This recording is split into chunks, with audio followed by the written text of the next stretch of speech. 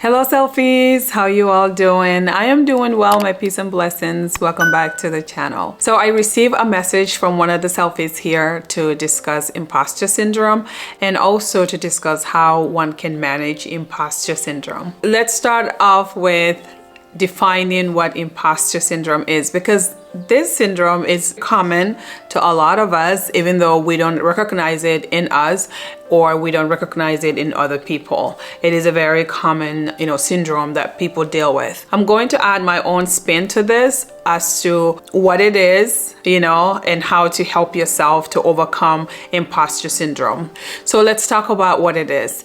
It is a perceived fraudulent. It is basically people who perceive themselves to be a fraud despite of their education, skills, expertise, and all these things that they know. They still don't think that they should be where they're at. They don't appreciate themselves as much, and they always feel like other people are not seeing what they should see. So you see them working too hard, you see them doing too much because they want that recognition from other people because they don't think they know it. If you met someone with an imposter syndrome, they might be highly educated, highly achievers, and they have all the skills and they have all, the expertise and the educational proof to show that they are actually legit, right? But they don't see themselves as such. Sometimes they find themselves at work or within a group of people and they look around, they're always feeling like, why am I here? What do I deserve to do this or to be here? Like they're always feeling less of a person that they are. And there's a lot of levels to this, like the person who is a perfectionist, or somebody who is an overachiever. They will get all these achievements and all these things perfect, but they don't feel that they did enough. Okay, they don't feel like they did enough. It's all self-doubt. It's basically believing that you are a fraud. Now, let's talk about how to overcome this, okay? There's different levels that we're going to talk about how to overcome imposter syndrome. Let's start with the spiritual solution. The spiritual solution to imposter syndrome is to know that you are perfect, okay? There's a being in you that is perfect. There's a being in you that is complete, okay? You do not have to do any more than you are currently doing to get recognition from anyone. Be satisfied with where you're at, okay? In a room full of people, look at yourself as yourself. Look at everyone else as yourself. No one is better than you. You are not better than anyone. We are all a manifestation of the universal superconscious mind within us. This universal superconscious mind wore a garment, wore a suit, wore a look that looks like me, that looks like you, that looks like your neighbor, that looks like everyone else that you see around. However, the oneness is common to all of us, okay? So despite of someone's achievements, someone's wealth or lack of wealth, or someone's, appearance, that is all a garment that this universal superconscious mind is wearing. So to build confidence, it's to work within. It's to start to believe in that self, okay? The true self of you, not the physical garment, the real self of you. That's how you build confidence within yourself. Because if you believe that you are legit, right? And if you believe that you are all that you got and you appreciate this self and whatever education that you have, you embrace it and you use it to the maximum level, or whatever skills you have, you're not going to ask yourself, why am I here? Do I even deserve to do this? Can I even do this job? Because you already have all the trainings and all the skills and expertise to do the job. So you're not self-doubting all the time and you're not self-demoting all the time. Occasionally it can happen to all of us, Sometimes that you went to school and you learn all these skills and you learn all these things and you're about to start a job and you literally apply for the job. And right before the interview, you doubt yourself. You said, oh my gosh, they won't give me this job. I don't think I qualify for this job. I don't think this job is for me. Someone else is going to get this job. It's because when you doubt yourself, when you demote yourself, you do all these things to the self, it just kind of make you feel so small and so insignificant. But we know that you are a very important person.